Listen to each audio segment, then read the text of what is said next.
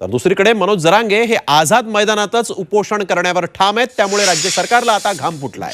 आझाद मैदानावर स्टेज बांधायला सुरुवात झाली आणि त्यामुळे आपण जाणारच असा पुनरुच्चार मनोज जरांगेंनी केला। तसंच कुणाचेही हाल होऊ नयेत यासाठी म्हणून तोडगा काढा अशी मागणी जरांगेंनी शिंदे, फडणवीस आणि अजित पवारांकडे केली।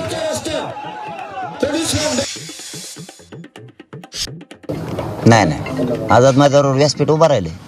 तिथल्या कमिशनरनं ते साहेब कोण आहेत कमिशनर साहेब त्यांनी दिले मला आताच तिथल्या सगळ्या आमच्या बांधवांचा कॉन्टॅक्ट झाला आहे। तिथं आम्ही अमरून उपोषण करतोय म्हणून त्याबाबत ते आमचा अर्ज आमचा सुद्धा तिकडून आलेला अर्ज आहे, तिथल्या सुद्धा लोकांचा अर्ज आहे, असं काहीच नाही। आणि तुमचं काय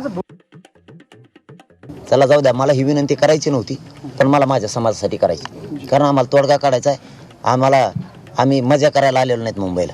माझा लोक इथं गाऱ्यात थंडीत कुडकडतात। आमच्या जितकेच मुंबईचे हाल आहेत तितकेच आमचे सुद्धा हाल आहेत। आमचं बी सोपं नाही, दोघांचे हाल होऊ द्यायचे नाही आता हे सरकारच्या हातात। तर आमची अशी विनंती मुख्यमंत्री साहेबांना, देवेंद्र फडणवीस साहेबांना आणि अजितदादा पवार साहेबांनी स्वतः प्रत्यक्ष यांनी चर्चेला येऊन हे तोडगा काढावा, ही माझी समाजाच्या वतीनं तिघांना सुद्धा विनंती।